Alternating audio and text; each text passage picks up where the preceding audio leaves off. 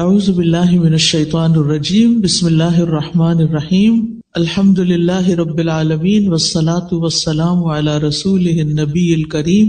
آپ میں سے کتنے لوگوں کو یہ دعا آتی ہے؟ زبانی آتی ہے؟ 2 3 4 5 7 لوگوں کو آتی ہے۔ میں چاہوں گی کہ باقی لوگ بھی اس کو یاد کر لیں۔ ابھی میں آپ کو دعا کہلواؤں گی، آپ میرے پیچھے پڑھیں گے، پھر میں اس کو تھوڑا سا ایکسپلین کروں گی۔ اچھا، یہ جب ہم پڑھیں گے نا دعا، تو آپ نے اس کو صرف پڑھنا نہیں، آپ نے یہ مانگنا ہے۔ پڑھنے اور مانگنے میں فرق ہے نا۔ پڑھنا تو بس پڑھنا ہے، اور مانگنا کیا ہے کہ اللہ یہ سب کچھ ہمیں عطا کر۔ چلیے، رب اعینی،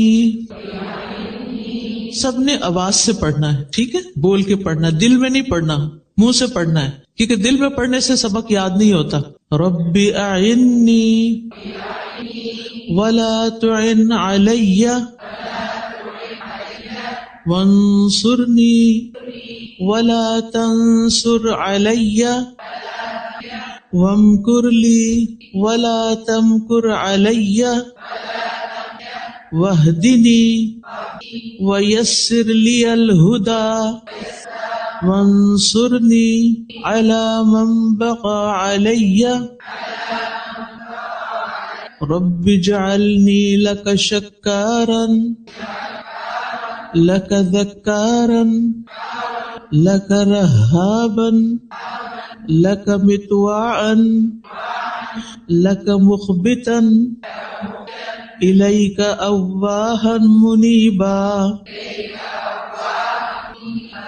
رب تقبل توبتی واغسل حوبتی واجب دعوتی وثبت حجتی وسدد لسانی واہد قلبی واسلل سخیمۃ صدری۔ اے میرے رب، میری مدد فرما اور میرے خلاف مدد نہ کر، مجھے غلبہ دے اور میرے اوپر غلبہ نہ دے، میرے لیے تدبیر کر اور میرے خلاف تدبیر نہ کر، مجھے ہدایت دے اور میرے لیے ہدایت کو آسان بنا دے، میری مدد کر اس کے خلاف جو مجھ پر زیادتی کرے۔ اے میرے رب، مجھے اپنا بہت شکر کرنے والا، بہت ذکر کرنے والا، بہت ڈرنے والا، بہت اطاعت کرنے والا، اپنی طرف عاجزی کرنے والا بنا دے، اپنی طرف آہیں بھرنے والا، رجوع کرنے والا بنا دے۔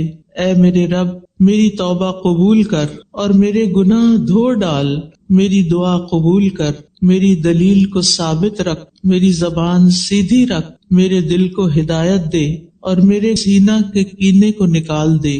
کتنی خوبصورت دعا ہے جو ہم میں سے ہر ایک کی ضرورت ہے۔ یہ جو مسنون دعائیں ہوتی ہیں نا، یہ الہامی دعائیں ہیں۔ الہامی دعا کا مطلب کیا ہے کہ یہ اللہ سبحانہ تعالیٰ نے نبی صلی اللہ علیہ وسلم کے دل پر الہام کی، آپ نے مانگی اور آپ سے صحابہ نے سیکھی، اور پھر آج تک یہ سلسلہ ہم تک پہنچا۔ الحمدللہ کہ ہم مسلمان ہیں اور ہمیں بھی ان دعاؤں کو سیکھنے کا موقع مل گیا ہے۔ تھوڑا سا اس کا مطلب سمجھتے ہیں اور پھر آپ سب اس کو اپنے اوپر لیجئے گا کہ یہ میرے بارے میں بات ہو رہی ہے۔ سب سے پہلے ہے رب اعینی، اے میرے رب تو میری مدد فرما۔ رب کون ہے؟ میں کس کو پکار رہی ہوں؟ جس نے مجھے پیدا کیا ہے، جو میرا اور میری ہر چیز کا مالک ہے۔ رب ہی میرا مالک بھی ہے اور جو کچھ میرے پاس ہے۔ سوچئے کیا کچھ ہے میرے پاس، یعنی کیا چیزیں جن کو آپ سمجھتے کہ یہ میری ہے، یہ میری ہے، یہ بیگ میرا ہے، یہ کتاب میری ہے، یہ فون میرا ہے، یہ کارڈ میرا ہے۔ یہ میرا نہیں ہے، اصل میں اللہ ہی کا ہے سب کچھ۔ اس نے وقتی طور پر مجھے استعمال کرنے کے لیے عطا کیا ہے۔ تو پھر جو چیزیں میری ہیں ہی نہیں، مجھے تھوڑے دن کے لیے ملی ہیں، ان کے بارے میں مجھے کیا کرنا چاہیے کہ جس نے مجھے دی ہیں میں انہیں اس کی مرضی کے مطابق استعمال کروں، اس کے خلاف استعمال نہیں کروں۔ تو بہرحال میرا رب جس نے مجھے پیدا کیا وہی میری ساری ضروریات پوری کرتا ہے۔ جب مجھے کوئی مشکل پیش آتی ہے تو میں اسی سے مدد مانگتی ہوں۔ لہٰذا سب سے پہلی چیز کیا مانگ رہی ہوں؟ اعینی، اے اللہ تو میری مدد فرما۔ اور یہ ہم ہر نماز میں بھی مانگتے ہیں، ایاک نعبد و ایاک نستعین، صرف تیری ہم عبادت کرتے ہیں اور صرف تجھ سے ہی ہم مدد چاہتے ہیں۔ کتنی بڑی بات ہے، صرف تجھ سے ہم مدد چاہتے ہیں۔ اور اسی کے اوپر یہ کتاب رکھی گئی. اس کتاب کا نام بھی ہم نے وَإِيَّاكَ نَسْتَعِينُ رکھا ہے کہ یا اللہ ہم صرف تجھ سے مانگتے ہیں. کیونکہ جب اللہ سے مانگتا ہے انسان تو اللہ تعالیٰ دے سکتا ہے، دیتا ہے. جب ہم انسانوں سے مانگتے ہیں، انسانوں سے سوال کرتے ہیں تو پھر کیا ہوتا ہے؟ یا تو انسانوں کے پاس ہوتا ہی نہیں، یا انسانوں کے پاس ہوتا ہی نہیں، اور یا پھر ہوتا ہے تو دیتے نہیں. تو پھر کیا ہوتا ہے؟ فرسٹریشن ہوتی ہے نا کہ ہے اور وہ دے نہیں رہے. جب کسی کے پاس کچھ ہوتا ہے اور وہ آپ کو دیتا نہیں تو آپ کو کیسا لگتا ہے؟ جب کہ وہ میری ضرورت ہوتی ہے تو پھر میرے دل پہ کیا گزرتی ہے؟ مثلاً آپ کو کچھ خریدنا ہے اور بہت ضروری خریدنا ہے، اور آپ کے ہسبینڈ افورڈ کر سکتے ہیں، لیکن وہ آپ کو کچھ دیتے نہیں، کچھ جیب خرچ نہیں دیتے، پاکٹ منی نہیں دیتے، کچھ ضرورت کے پیسے نہیں دیتے، تو آپ کے دل پر کیا گزرتی ہے؟ کیا گزرتی؟ دل دکھتا ہے، زیادہ دکھتا ہے نا، بہت زیادہ. اور پھر ہم اس کی شکایت کس کو کرتے ہیں؟ نہیں، اللہ تعالیٰ کو کوئی نہیں کرتے. یہی تو ہماری مشکل ہے. ہم اپنی فرینڈس کو کرتے ہیں، سب سے پہلے تو اپنی امی سے کرتے ہیں، میرا ہسبینڈ ایسا ہے ایسا ہے ایسا ہے، بہت ہی خراب انسان ہے. امی کے دل میں ہسبینڈ کی محبت پیدا ہو جاتی؟ نہیں، وہ آپ کے ہسبینڈ کو ڈس لائک کرنا شروع کر دیتے ہیں. آپ تو دکھی تھے ہی، آپ نے ان کو بھی کیا کر دیا؟ دکھی کر دیا. کیا مسئلہ حل ہو گیا؟ کوئی فائدہ ہوا یا کچھ نقصان ہوا؟ نقصان ہوا، کیونکہ آپ کے پیرنٹس کے دل سے آپ کے ہسبینڈ کی محبت بھی عزت بھی چلی گئی. اب وہ جب اس کو دیکھیں گے تو کس نظر سے دیکھیں گے؟ نفرت سے دیکھیں گے. یہ میری بیٹی کو تنگ کر کے رکھے ہوئے. اور پھر معاملہ یہاں تک نہیں ہوتا، بعض اوقات معاملہ اور آگے بڑھ جاتا ہے اور وہ بیٹی کو کیا کہتے ہیں؟ تم ہماری بیٹی ہو، ہمیں اللہ نے بہت کچھ دیا ہے، ہم تمہیں دیں گے سب کچھ جو تم چاہتے ہو، واپس آ جاؤ. اور وہ واپس بلانے لگتے ہیں. آپ کو معلوم ہے کہ اس وقت کچھ ملکوں میں طلاق کی ریشو 80 سے 90% تک جا پہنچی. ادھر شادی ہوتی ہے، ادھر لڑائی جھگڑے فساد فتنہ اور آپس میں اختلاف، بچے بھی پس رہے ہیں، خود بھی پس رہے ہیں. بات کیا تھی؟ شروع میں غلطی ہو گئی، ہسبینڈ نے بات نہیں مانی، ہسبینڈ کی شکایت پیرنٹس سے کی، دوستوں سے کی، ادھر کی ادھر کی، اور کبھی کبھی پولیس بھی بلا لی کیونکہ یہاں وہ بہت آسان ہے. کیا پولیس نے آ کے مسئلہ حل کر دیا؟ آپ کو شیلٹر مل گیا، وہ گھر سے زیادہ اچھی جگہ تھی. کیا خیال ہے؟ وہ گھر سے زیادہ اچھی جگہ ہے شیلٹر. آپ کے بچے ایک اچھے اسکول میں پڑھ رہے تھے، لیکن آپ کی ہسبینڈ سے لڑائی ہو گئی اور آپ نے گھر چھوڑ دیا. اب آپ کے بچوں کو کون پڑھائے گا؟ وہ ایک پرائیویٹ اسکول میں جاتے تھے، ان کا فیوچر بہت روشن تھا، لیکن آپ کے لیے ہسبینڈ کی بے رخی یا اس کی جو سٹنجینس تھا یا اس کا نہ دینا تھا وہ آپ سے برداشت نہیں ہوا. لہذا مسائل حل نہیں ہوئے، مسائل کی شکل بدل گئی. مسائل حل کرنے چاہیے. اگر کوئی شخص، مثلا میں ہسبینڈ پہ بات کروں گی، اگر ہسبینڈ تنگ کرتا ہے، نہیں دیتا، اس کی شکایت کس سے کرنی چاہیے؟ اللہ تعالیٰ سے. کیوں؟ کیونکہ اس کا دل، اس کا مال، اس کا سب کچھ اس کے ہاتھ میں، اس کا مالک اللہ ہے. کیا دل بدلتے ہیں کہ نہیں بدلتے؟ بدلتے ہیں. برے لوگ اچھے بھی بن جاتے ہیں اور کبھی اچھے لوگ برے بن جاتے ہیں. اور آپ نے کچھ لوگوں کو یہ کہتے ہوئے بھی سنا ہوگا کہ میرے ہسبینڈ سب کے ساتھ بہت اچھے ہیں، اپنے بہن بھائیوں کو بھی بہت دیتے ہیں، بچوں کو بھی دیتے، ان کے بھی عیش کرواتے ہیں، مجھے کچھ نہیں دیتے. آپ کے لیے ایک امتحان ہے، آپ کے لیے ایک آزمائش ہے، واقعی آزمائش ہے، بہت تکلیف دہ ہے. جس شخص کو اللہ نے آپ کا قوام بنایا تھا، جس کے ذمے لگایا تھا کہ وہ آپ کی ضرورت پوری کرے، لیکن وہ نہیں کر رہا، اور آپ کے لیے یہ چیز بہت مشکل ہوگی برداشت کرنا، لہٰذا آپ اس کے ساتھ نہیں رہنا چاہتے. ٹھیک ہے، وہ آپ کی چوائس ہے، لیکن آپ نے وہ نسخہ نہیں استعمال کیا، ابھی وہ رستہ نہیں دیکھا، وہ کام نہیں کیا جو آپ کو کرنا تھا آخری حد تک جانے سے پہلے، اور وہ تھا اللہ سبحانہ و تعالی سے رجوع کرنا، اللہ سبحانہ و تعالی کی مدد لینا، اللہ سبحانہ و تعالی سے تعلق قائم کرنا. ہو سکتا ہے اللہ سبحانہ و تعالی نے آپ کو ایک شخص کی مہربانیوں سے اس لیے محروم کیا ہو تاکہ آپ زیادہ سے زیادہ اللہ تعالی سے جڑ جائیں، اپنی ساری توقعات، اپنا سب کچھ اللہ کی طرف لے جائیں، کیونکہ اللہ تعالیٰ آپ سے محبت کرتا ہے. آپ کہیں گے یہ عجیب بات ہے، اللہ تعالیٰ محبت کرتا ہے تو پھر مجھے زیادہ دینا، پھر تھوڑا کیوں دیتا ہے، یا مجھے دلواتا کیوں نہیں لوگوں سے؟ آپ کو پتا ہے کہ سب سے بڑی آزمائش کس پہ آتی ہے؟ انبیاء پہ آتی ہے، کیونکہ اللہ تعالیٰ ان سے بہت محبت کرتا ہے، اور یہ اللہ تعالیٰ کا طریقہ ہے کہ جس سے اللہ تعالیٰ محبت کرتا ہے اس کو کسی امتحان میں ڈالتا ہے۔ ابھی ایک بہن بتا رہی تھی نا، تو میں نے دل اپنا تھام لیا ان کی سٹوری سن کے کہ کس طرح بچی پیدا ہوئی تو وہ پری میچور تھی، بچی پیدا ہوئی تو وہ بول نہیں سکتی، اور ہسبینڈ نے بہت سپورٹ کیا، اور پھر کچھ عرصے کے بعد ہسبینڈ وہ بھی اللہ کے پاس چلا گیا۔ سبحان اللہ، یہ کوئی چھوٹی آزمائش ہے، بہت بڑی آزمائش ہے۔ تو ہم جب کوئی چیز چلی جاتی ہے تو کیا کرتے ہیں؟ انا للہ و انا الیہ راجعون، بے شک ہم بھی اللہ کے اور اللہ ہی کے پاس واپس جانا ہے۔ ہمارے پیارے بھی چلے گئے، ہم نے بھی جانا ہے، اور انسان اس کو ایکسپٹ کر لیتا ہے۔ کچھ لوگ دنیا سے نہیں جاتے مگر پھر بھی وہ آپ کی زندگی میں نہیں ہوتے، وہ ہوتے ہوئے بھی نہیں ہوتے، آپ کو ان کی محبت نہیں ملتی، ان سے کوئی فائدہ نہیں ملتا، وہ الٹا آپ کے اوپر ایک بوجھ ہوتے ہیں، آپ کے لیے ایک ٹینشن کا باعث ہوتے ہیں۔ کبھی سوچا آپ نے کہ کیوں؟ کیونکہ اللہ تعالیٰ آپ سے محبت کرتا ہے۔ اللہ تعالیٰ چاہتا ہے کہ آپ لوگوں کے پیچھے بھاگنے سے زیادہ کس کی طرف آ جائیں؟ اللہ کی طرف آ جائیں۔ اور جس کو اللہ تعالیٰ کی محبت مل جائے، جس کا کنیکشن اللہ تعالیٰ سے مضبوط ہو جائے، پھر اس کی زندگی میں کسی چیز کی کمی نہیں رہتی، وہ انسان ہر چیز سے بے نیاز ہو جاتا ہے۔ اور جب انسان ہر چیز سے بے نیاز ہوتا ہے تبھی اس کا دل پرسکون ہوتا ہے۔ سکون اور خوشی ہم لوگوں میں ڈھونڈتے ہیں، مال میں ڈھونڈتے ہیں، اولاد میں ڈھونڈتے ہیں، یہ وقتی سہارے ہیں، یہ سب کچھ وقتی سہارا ہے، چند دن کی بات ہے، ہم نے انہیں چھوڑ کے جانا ہے یا انہوں نے ہمیں چھوڑ دینا ہے، اس میں سے کچھ بھی ہمارے ساتھ نہیں جائے گا۔ لیکن اگر ابھی سے آپ نے اپنا تعلق، اپنا ریلیشن شپ اللہ سبحانہ وتعالیٰ سے اسٹرانگ کر لیا تو وہ آپ کو نہیں چھوڑے گا، آزمائے گا ضرور۔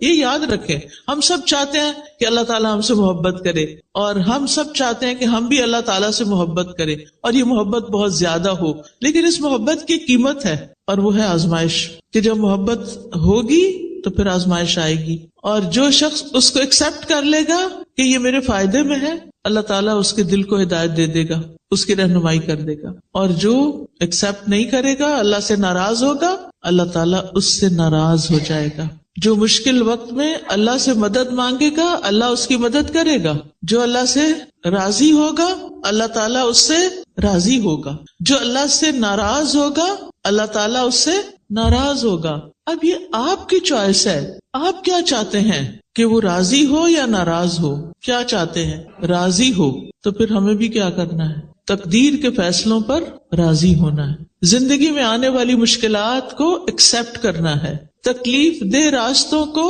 قبول کر لینا ہے، اور ہر تکلیف کے موقع پر یہ سوچنا ہے کہ اللہ تعالیٰ مجھ سے محبت کرتا ہے، اس لیے اس نے مجھے اس امتحان میں ڈالا ہے۔ یہ اس کی محبت کی علامت ہے، کیونکہ یہ بات میں اپنے سے نہیں کہہ رہی، یہ حدیث میں آتا ہے کہ اللہ جس سے محبت کرتا ہے اس کو آزما لیتا ہے۔ کیوں آزماتا ہے؟ اس لیے آزماتا ہے تاکہ پتہ چلے یہ اپنی محبت میں کتنا سچا ہے۔ یہ محبت صرف باتوں کی حد تک ہے یا اس سے آگے بھی ہے؟ اور جب کوئی اس ٹیسٹ کو پاس کر لیتا ہے تو پھر اس کے گریڈز وہی رہتے ہیں یا اوپر جاتے ہیں؟ اوپر جاتے ہیں نا۔ آپ ہر ٹیسٹ پاس کر کے اگلے گریڈ پہ جاتے ہیں، اگلے پہ اگلے پہ اگلے پہ اگلے پہ، اور جب اوپر جاتے جاتے جاتے اتنا ہی آپ کو اللہ تعالیٰ کا قرب نصیب ہوتا جاتا ہے، ہوتا جاتا ہے۔ لہذا جب کبھی مشکل آئے، تکلیف آئے، یہ دعا آپ کی نظر کے سامنے لگی ہونی چاہیے۔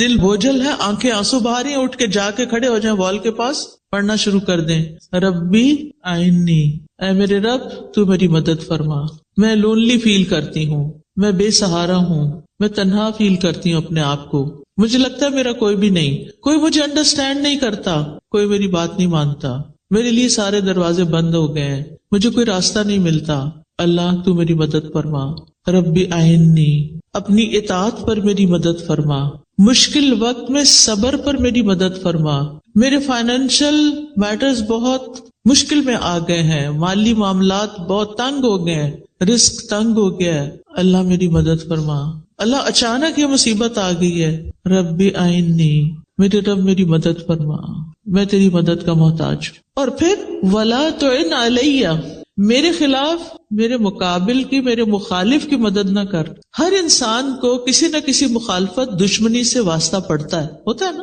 کبھی وہ آپ کے گھر میں ہی ہوتے ہیں لوگ، اور کبھی وہ لوگ باہر ہوتے ہیں، کسی نہ کسی کے ساتھ آپ کا پرابلم، کوئی نہ کوئی ایشو بن ہی جاتا ہے۔ پھر آپ اس سے خوف کھانے لگتے ہیں کہ آپ پتہ نہیں کیا کریں گے. کل ہی ایک بچی کا مجھے میسج آیا، بہت ہی ٹیلنٹڈ اور بہت ماشاءاللہ قابل بچی، الہدا کی گریجویٹ تھی، یونیورسٹی میں پڑھا رہی، تو اس کی پروموشن کا وقت تھا تو کچھ لوگ خواہ اس کے پیچھے پڑ گئے اس کے حجاب کی وجہ سے اور اس کے کچھ ایسی چیزوں کی وجہ سے، تو اس کو تنگ کرنا شروع کر دیا، اس کو ڈیلے کرنا شروع کر دیا اس میں کہ اس کو پروموٹ نہ کرے. اب وہ بہت بیچاری پریشان تھی. اب آپ دیکھیں کہ ہم میں سے ہر ایک پر ایسی پریشانیاں آتی ہیں کہ جب ہمیں مدد چاہیے ہوتی ہے، لیکن صرف اتنی بات کافی نہیں ہوتی، ہمیں یہ بھی چاہیے ہوتا ہے کہ اللہ جو میری مخالفت کر رہے ہیں نا، جو میرے پیچھے پڑے ہوئے ہیں، آپ ان کی مدد نہیں کرنا. یہ دعا چاہیے آپ کو کہ اللہ میرے مخالف کی مدد نہیں کرنا، میری مدد کرنا.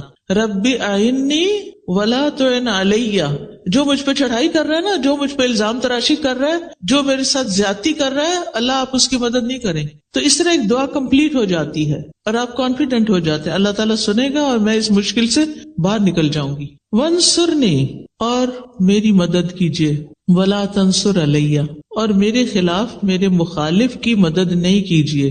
جو مجھے ستا رہا ہے، جو مجھے تنگ کر رہا ہے، آپ اس کی مدد نہیں کرنا، میری مدد کرنا. تو آپ تبھی پروٹیکٹڈ ہوں گے نا جب ایک طرف آپ کو مدد ملے گی اور دوسری طرف جو آپ کے خلاف جا رہا ہے اس کی مدد نہیں ہوگی کہ آپ کو وہ مزید تنگ کرے، ستائے، پریشان کرے. پھر وَامْكُرْ لِي وَلَا تَمْكُرْ عَلَيَّ، آپ میرے لیے تدبیر کیجئے اور میرے خلاف تدبیر نہ کیجیے. میرے لیے تدبیر کیجیے یعنی میرے حق میں. اللہ تعالیٰ رب ہے نا، تو وہ رب کا معنی کیا پڑا ہوا ہے آپ نے یہ بتائیے؟ خالق، مالک اور مدبر. اللہ تعالیٰ خالق ہے، پیدا کیا، میری ہر چیز کا مالک ہے اور میرے سارے معاملات کی تدبیر بھی وہی کرتا ہے، میرے لیے وہی پلان کرتا ہے. آج مجھے صبح کسی نے کہا یوں لگتا ہے اللہ تعالیٰ آپ کے لیے ساری پلاننگز کرتا ہے. میں نے کہا اس میں کوئی شک نہیں ہوتا، سب کے لیے کرتا ہے. ارے یہ حقیقت ہے، لیکن ہم اس کو محسوس نہیں کرتے کیونکہ ہم شکر ادا نہیں کرتے. جو ہمیں ملتا ہے وہ ہمارے فائدے کا ہوتا ہے لیکن ہمیں اس کی قیمت ہی نہیں پتا ہوتی. بعض اوقات ایسا ہوتا ہے نا کہ کوئی شخص آپ کو گفٹ دیتا ہے، بظاہر وہ ذرا سمپل سا لگتا ہے لیکن ہوتا بہت اوریجنل ہے، بہت ایکسپینسو ہوتا ہے. آپ کو بیچاروں کو پتہ ہی نہیں کہ اس کی قیمت کیا ہے. آپ کیا کرتے ہیں؟ اٹھا کے رکھ دیتے ہیں یا کسی کو آگے چلا دیتے ہیں اور پھر آپ کو کوئی بتا دے تو پتا ہے وہ چیز کتنے کی تھی. آپ کہتے ہیں اچھا یہ تھی اس کی قیمت. پھر آپ ہاتھ ملتے، اوہ میں نے تو قدر ہی نہیں کی. تو اللہ سبحانہ و تعالیٰ مختلف طریقوں سے ہماری مدد کرتا ہے، ہمارے لیے پلان کرتا ہے، لیکن ہم اس کی قدر نہیں کرتے، ہم اس کو اپنے خلاف سمجھتے ہیں. تو آپ یہ دعا مانگتے رہیے کہ اللہ تعالیٰ آپ کی تدبیر میرے حق میں ہو، میرے خلاف نہ ہو. کیونکہ یدبر الامر من السماء الى الارض، آسمان سے زمین تک کے سارے معاملات کی تدبیر وہ کرتا ہے، اصل پلاننگ اس کی ہوتی ہے. اس کے بعد وہدنی، اور آپ میری رہنمائی کیجئے.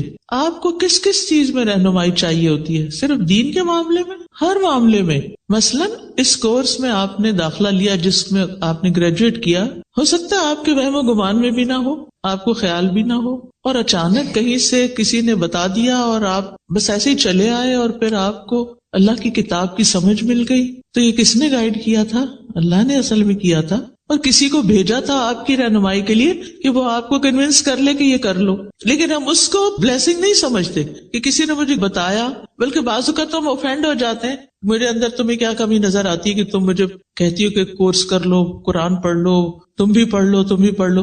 آئی ایم پرفیکٹ، میں سب ٹھیک ہے، میرا کچھ مجھے مشکل نہیں. کیونکہ اللہ تعالیٰ کی رہنمائی بعض اوقات دل میں آتی ہے ڈائریکٹ، بعض اوقات کوئی انسان آ کے بتاتا ہے، بعض اوقات ہم کسی کتاب سے کوئی چیز پڑھتے ہیں تو ہمیں سبق مل جاتا ہے، بعض اوقات ہم کوئی لیکچر سن رہے ہوتے ہیں اور اس میں ہمیں رہنمائی مل رہی ہوتی ہے. اللہ تعالیٰ کی رہنمائی دینے کا، گائیڈنس دینے کا مختلف طریقہ ہوتا ہے. ہم نہیں سمجھتے کہ یہ چیز ہمارے لیے کتنی ویلیوبل ہے. تو ہم یہ مانگتے رہے کہ اللہ تعالیٰ آپ مجھے ہدایت دیجیے. وَيَسِّرْ لِيَ الْهُدَى، اور ہدایت کو میرے لیے آسان کر دیجیے. جو راستہ میرے لیے صحیح ہے، میرے لیے اس راستے پہ چلنا اور منزل تک پہنچنا آسان ہو جائے. لندن کی ٹریفک تو لندن والوں کو خوب پتا ہے. جو ہی گاڑی میں بیٹھتے ہیں تو دعا کرتے ہیں کہ اللہ راستہ آسان ہو، ٹریفک نہ ملے، ٹائم پر پہنچ جاؤں. تو زندگی صرف ٹریفک ہی مشکل نہیں ہے، بلکہ اس میں بہت ساری اور چیزیں بھی ہیں جس کے لیے آپ کو ہدایت میں آسانی چاہیے کہ اللہ تعالیٰ میرے لیے اس راستے کو، زندگی کے راستے. اچھا، ہدایت کا معنی بھی آپ کو میں نے کئی دفعہ قرآن مجید میں ایکسپلین کیا ہوا ہے. اس میں ایک آتا ہے راستہ دکھانا.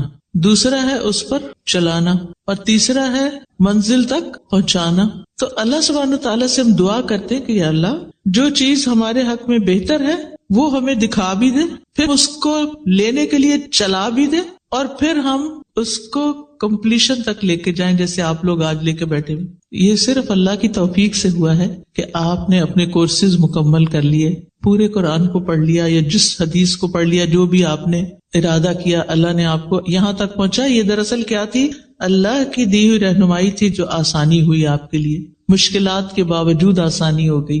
وانصرنی علی من بغی علیہ، یا اللہ جو مجھ پر زیادتی کرے اللہ اس کے خلاف میری مدد کیجیے۔ بغاوت بغی سے ہے، بغی کا مطلب ہے سرکشی کرنا۔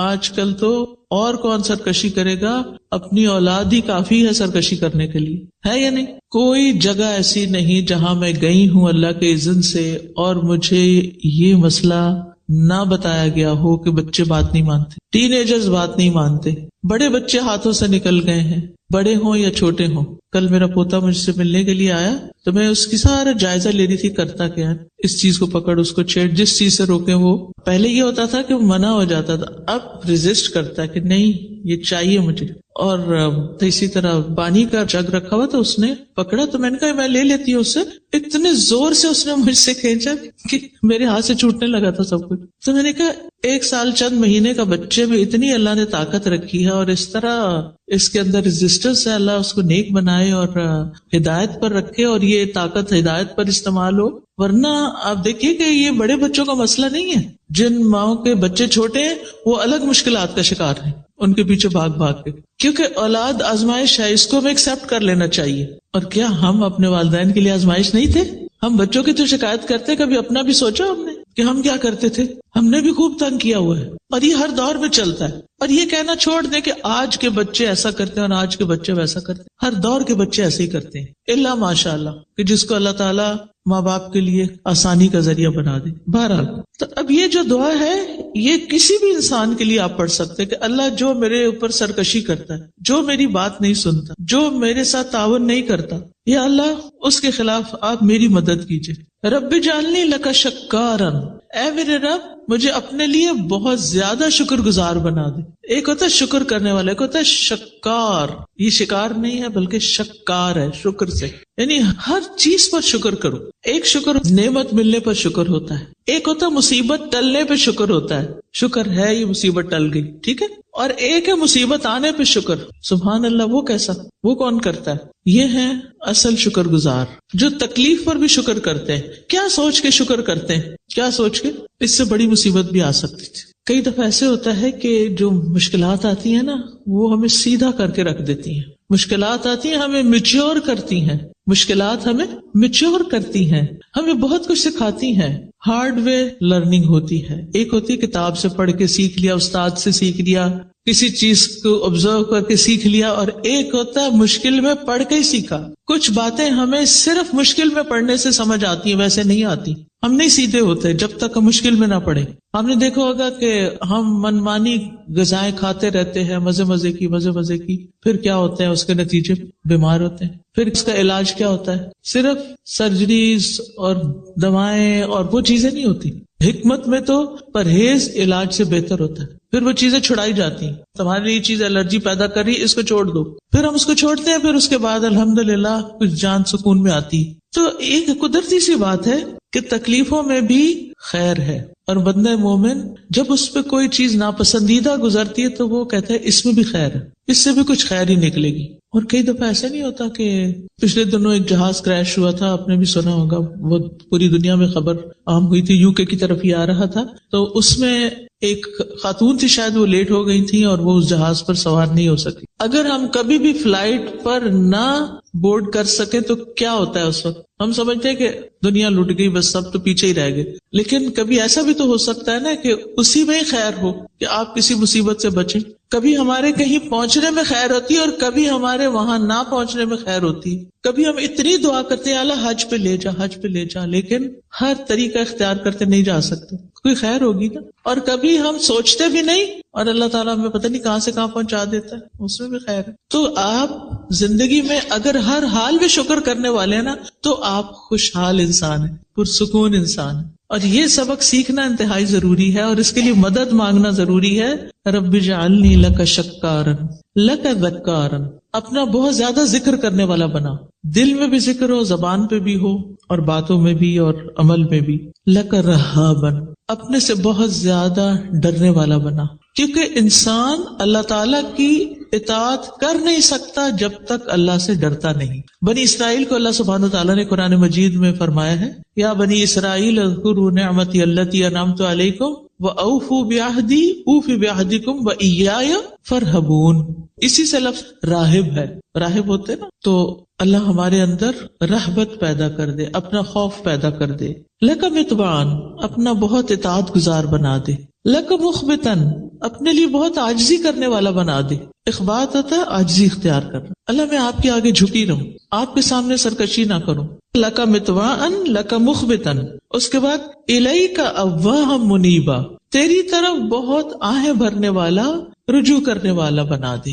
آپ میں سے کوئی ہے جس نے کبھی ٹھنڈی آہ نہ بھری ہو؟ ہمیں سارے کو ٹھنڈی آہیں آتی. یہ ٹھنڈی آہیں بھی اللہ کے لیے ہونی چاہیے، اللہ کے سامنے ہونی چاہیے. بندوں کے سامنے جب ہم ٹھنڈی آہیں بھرتے ہیں تو لوگ ہم پہ ترس کھاتے ہیں یا کبھی بیزار ہوتے ہیں، اور جب یہ آہیں اللہ کے آگے بھری جاتی ہے اور رات کے پچھلے پہر میں اور اپنی تکلیف اللہ کے سامنے رکھ کے رو کے آہیں بھری جاتی اور اللہ کی طرف رجوع کیا جاتا ہے تو مسائل حل ہونے لگتے ہیں. لیکن جب لوگوں کے سامنے روتے ہیں ہم اور آہیں بھرتے ہیں تو مشکلات حل نہیں ہوتی، بلکہ کبھی کبھی ہم ان کی نظروں سے بھی گر جاتے ہیں. آگے ہے ربی تقبل توبتی، اے میرے رب میری توبہ قبول کر لے. کیونکہ دعاؤں کی قبولیت کے لیے گناہوں کی بخشش ضروری ہوتی ہے. یعنی یہ میرے اندر سے میل کچیل نکلے سارا، آپ مجھے معاف کر دیں، میری توبہ قبول کر لیں، تو یہ رکاوٹ دور ہو جائے گی اور میری دعا قبول ہو جائے گی. وَاغْسِلْ حَوْبَتِي، اور میرے گناہوں کو دھو ڈال. وَأَجِبْ دعوتی، اور میری دعا قبول کر لے. وَثَبِّتْ حُجَّتِي، اور میری دلیل کو جما دے، یعنی میری دلیل ثابت ہو جائے. کئی دفعہ ایسے ہوتا ہے نا کہ آپ بالکل جسٹیفائیڈ ہوتے ہیں، حق پر ہوتے ہیں، آپ کی بات 100% درست ہوتی ہے، لیکن وہ دوسرے پر کوئی اثر ہی نہیں کر رہی ہوتی. کبھی ایسا ہوا آپ ایک طریقے سے سمجھانے کی کوشش کرتے ہیں، دوسرے طریقے سے سمجھانے کی کوشش کرتے ہیں، لیکن کوئی سمجھ کے نہیں دیتا. اللہ سے مانگیے، اللہ جو دلیل میں کسی کو دوں، جو میں حجت پیش کروں، لوگ اس کو مان جائیں، میری بات سن لیں، ایکسپٹنس ہو.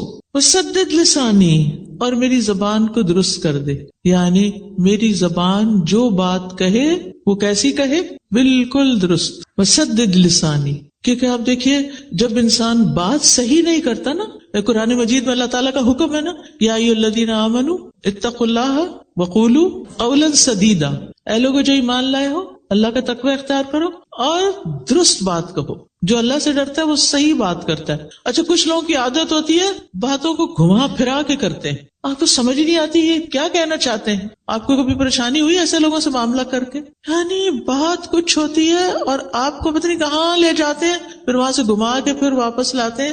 آپ یا وہاں اٹک جاتے ہیں یا اس کو سمجھ نہیں پاتے، سمجھ ہی نہیں آتی کیا کہہ رہے ہیں. خاص طور پر دین پڑھنے والے، دین سکھانے والے، ان کی زبان کی درستگی بہت ضروری ہے کہ بات کو صحیح انداز میں کرے تاکہ وہ دوسرے کے دل میں جا کے اترے. وہد قلبی، اور میرے دل کو ہدایت دے دے، میرے دل کو سیدھا کر دے، کیونکہ دل پر انحصار ہے ہر چیز کی ہدایت کا. اگر دل کو ہدایت نہیں ملی نا تو بات نہیں بنے گی. اور وَاسْلُلْ سَخِيمَةَ صَدْرِي، سبحان اللہ، اتنی خوبصورت دعا ہے یہ. اللہ میرے دل کے اندر جو کینہ ہے نا آپ اس کو باہر نکال دیں، اس کو کھینچ کے باہر نکال دیں. سل کا مطلب عربی میں ہوتا ہے کھینچ کے نکالنا، آپ اس کو باہر کر دیں. اچھا اب آپ دیکھیے کینہ کیا ہوتا ہے. جب کوئی آپ کو تنگ کرتا ہے، جب کوئی آپ کو اذیت دیتا ہے تو آپ کے دل میں اس کے خلاف نفرت پیدا ہوتی ہے. اور ہو سکتا ہے کہ یہ نفرت بعض اوقات آپ کو اپنے گھر والوں سے ہو، یا اپنے سسرال سے ہو، یا اپنی ورک پلیس پر، اپنی جاب پر کسی سے ہو. اب جب یہ سخیمہ، یہ میل ہے نا، سخیمہ میل ہے، یہ میل، یہ کینہ آپ کے دل کے اندر ہوتا ہے، بتائیے چین آتا ہے؟ صرف اتنا بتا دیجیے. دل میں کڑھن ہو، جلن ہو، انتقام کا جذبہ ہو کہ میں نے اس سے بدلہ لے کے ہی چھوڑنا ہے، اور آپ وہی پلاننگ کرتے رہے ہر وقت، میں اس کو کہاں کاٹوں، کہاں اس کا پیچھا کروں، تو نتیجہ کیا ہوتا ہے؟ پھر آپ پروڈکٹیو نہیں رہتے. آپ کو اللہ نے جو طاقت دی ہے، قابلیت دی ہے، ذہانت دی ہے، پوٹینشیل ہے بہت کچھ کرنے کا، وہ کیا ہوتا ہے؟ سب ضائع. کیونکہ آپ دل کی کڑھن کا شکار ہیں. دل کے اندر، صدر کے اندر کینہ ہے، میل ہے. آپ دیکھیں قیمتی سے قیمتی کپڑے کی اگر میل نہ نکلی ہوئی ہو تو کیسا لگتا ہے؟ کسی بھی چیز کی، کوئی بھی چیز آپ دیکھیں جو میلی ہوتی، چاہے فلور ہو، کارپٹ ہو، برتن ہو، اچھا نہیں لگتا. اور اگر یہ میل دل کے اندر گھسی ہوئی ہے تو پھر آپ کو سکون نہیں آ سکتا، آپ خوش نہیں رہ سکتے. آئینہ ہے نا دل، کہتے ہیں نا دل کو آئینہ. آئینہ کس کو کہتے ہیں؟ میرر، شیشے کو. ٹھیک ہے، تو آئینہ گدلا ہو تو اچھا لگتا ہے یا چمکتا ہو تو اچھا لگتا ہے؟ آئینے میں اگر چھوٹی سا بھی اسپاٹ بھی لگا ہو نا تو کیا ہوتا ہے؟ وہ چھپتا رہتا ہے. کھانا کھا رہے ہیں نا، کہیں ہاتھ لگ گیا نا، اچھا کھانا کھا رہے ہیں، دھیان بس وہیں جا رہا ہے، گلاس گندا ہے، گلاس گندا ہے، گلاس گندا ہے. آپ اس سے چھٹکارا نہیں پا پاتے. جو لوگ صفائی پسند ہوتے، جو نہیں ان کو نہیں پرواہ، وہاں سب چلتا ہے. تو اب آپ نے کیا کرنا ہے کہ اللہ میرے دل کو اتنا صاف کر دے، شفاف کر دے، آئینہ چمک اٹھے، اور میں ایک پرسکون زندگی بسر کروں. تو یہ تھی آج کی دعا.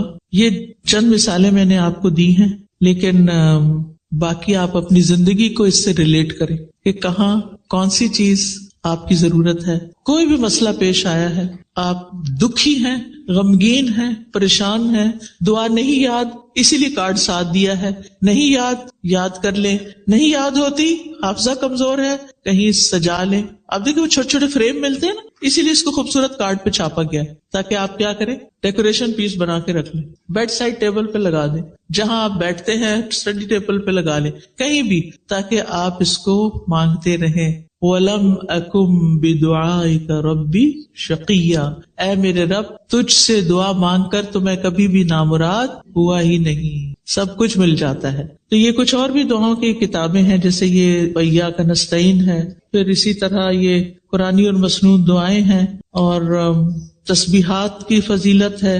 اور یہ کچھ اپ کمنگ کورسز آ رہے ہیں جس کی تفصیل یہ لوگ آپ کو خود بتائیں گے، ان میں آپ جوائن کر سکتے. اور اگر آپ نہیں بھی کر سکتے تو آپ کیا کریں، شیئر کریں. یس، اپنے لیے ایک بندہ صدقہ جاریہ کا ڈھونڈ لیں، کسی اور کو یہ کورس جوائن کرا دیں. اگر کوئی اپنے فائنینشیل سرکمسٹانسز، ہارڈ شپس کی وجہ سے نہیں کر پاتا تو آپ اس کو اسپانسر کر دیں، وہ آپ کے لیے صدقہ جاریہ بن جائے گا. کسی نہ کسی سے بات کریں. اگر کوئی آپ کی وجہ سے اس رستے پر آ جاتا ہے تو آپ کے لیے سرخ قیمتی اونٹوں سے بھی زیادہ بڑی دولت ہے. یہ بات آپ نے حضرت علی رضی اللہ عنہ کو فرمائی تھی کہ اے علی، تمہارے ذریعے ایک بندہ ہدایت پا جائے تو یہ سرخ قیمتی اونٹوں سے بھی زیادہ بڑی دولت ہے، مرسڈیز سے زیادہ بہتر ہے. تو اللہ سبحانہ تعالیٰ سے دعا ہے کہ اللہ تعالیٰ ہمیں اس پر عمل کرنے کی توفیق دے. میں اس کو ایک دفعہ اور مانگوں گی تاکہ آپ مانگ سکیں. پہلے تو آپ نے سمجھے بغیر پڑھی تھی نا، اب آپ نے صرف آمین کہنا ہے اس پر. ٹھیک ہے، آپ نے بولنا نہیں میرے ساتھ، میں بولوں گی اور آپ نے آمین کہنا ہے.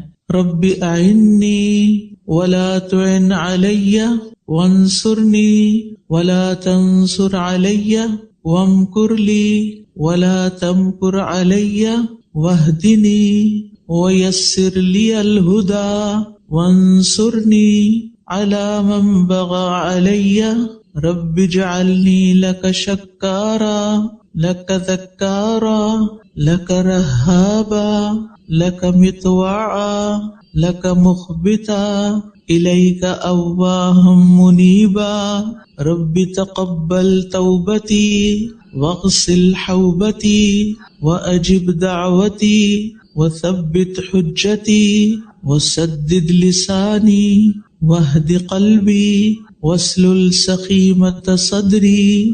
آمین. میں ہمیشہ سوچتی ہوں دنیا کے لیے کام کرنے والے تھکتے نہیں، تو دین کے لیے کام کرنے والے چھوٹے چھوٹے سٹیپس پہ کیوں تھک جاتے ہیں.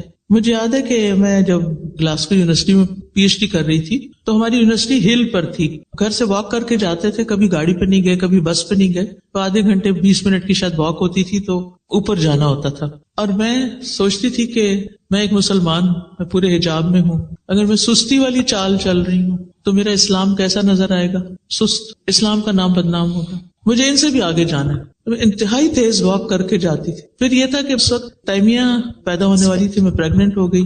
اب وہ دن بدن جسم بھاری ہوتا جا رہا تھا, بوجھ بڑھتا جا رہا تھا, اور واک تھوڑی سی کم ہو رہی تھی. لیکن پھر بھی آخری دم تک میں نے بھرپور کوشش کی کہ میری چال میں سستی نہ آئے. میں سوچتی تھی ان کے پاس تو ایمان نہیں, جن کے بیچ میں میں چل رہی, ان کے پاس ایمان نہیں, یہ تو اللہ کو نہیں پہچانتے, یہ تو کسی دین کو نہیں جانتے. تو مجھے اگر ان سب چیزوں کی پہچان ہے تو مجھے ان سے زیادہ محنت کرنی چاہیے. ان کے سامنے دنیا ہے, میرے سامنے آخرت ہے. تو اگر آخرت کا ریوارڈ چاہیے, ان بلند جنتوں میں جانا چاہتے ہیں, تو پھر کام بھی ذرا محنت والے کریں.